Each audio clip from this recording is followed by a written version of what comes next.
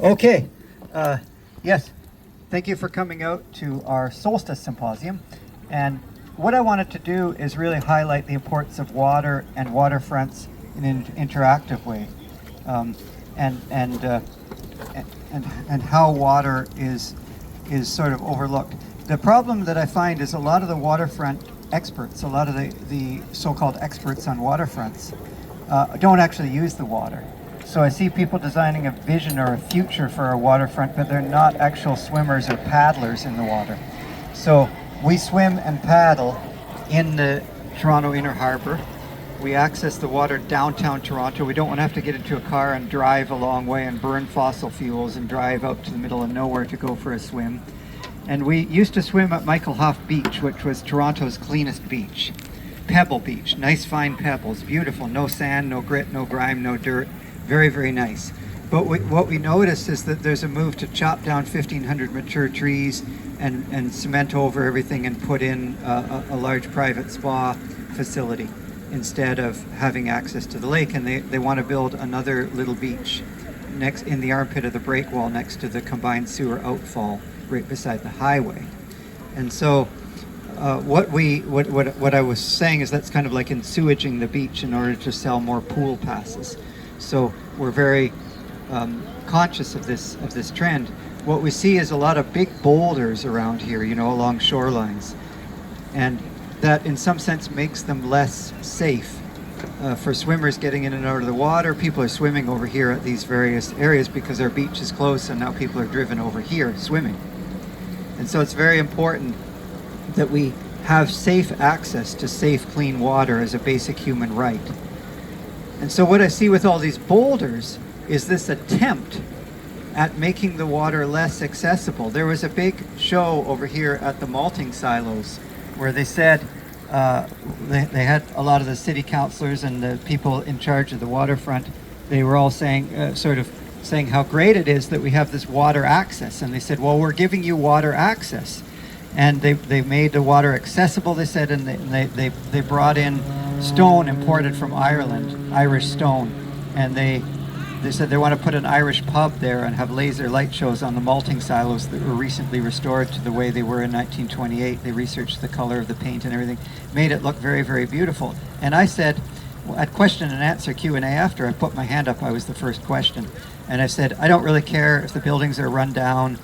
I just want to get in and out of the water. Where do I get access to the water? And they said, oh, wait a minute, that's not what they mean by water access. What they mean is you can come close and look, but not touch. So what the city and the province and the country mean by accessible waterfront is to access it, to look at it, but not to touch it. So like you could come and have a beer at the Irish pub, but not actually swim in the water or paddle in the water or get into or out of the water with a kayak or a ball or a paddleboard. And so I kind of came up with this art installation called Denaturement. And I presume everybody here knows what denatured alcohol is. It's like when alcohol is being used for cleaning fluid or for fuel, they put poison in it so to make it undrinkable. And so a lot of people have died because they drink, cleaning fluid or something. And so they put poison in the alcohol to denature it. That's called denatured alcohol. And sometimes for certain foods like olive oil or something that's not used for food, it falls in a different tax bracket. So to keep the tax revenue high, they put poison in the foods that are not being used for human consumption in this similar foodstuffs. So this is a fairly common approach. So I thought to make, and they usually dye it purple so that you know that it's poison.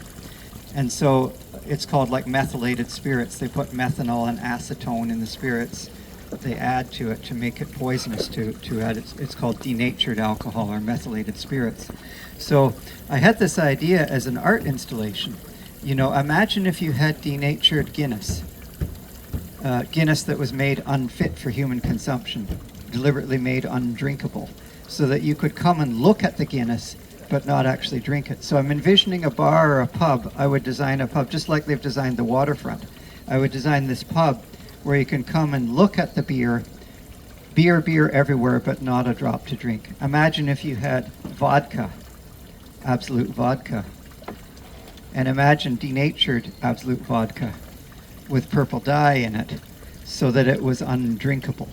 so that you wouldn't be able to drink it, but you could look at it. And so what I would do in this pub is mount the beer and the vodka and the whiskey and so on up at eye level, so you can really see it, not down on the table, but mount it higher, right at eye level, so you can look at it and get a really close look at it, but of course not drink it. And then I was also going to have free ice cream, a big sign that says free ice cream, and then at the bottom, for display purposes only, not for tasting or eating, and then have denatured ice cream.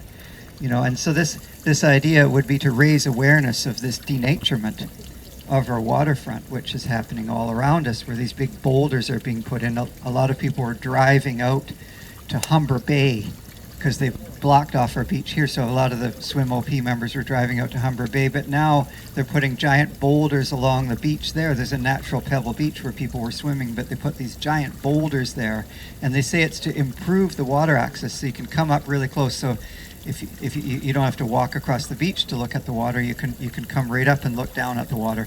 It makes it harder to touch or get into or out of the water, but it makes it easier to come and look at it.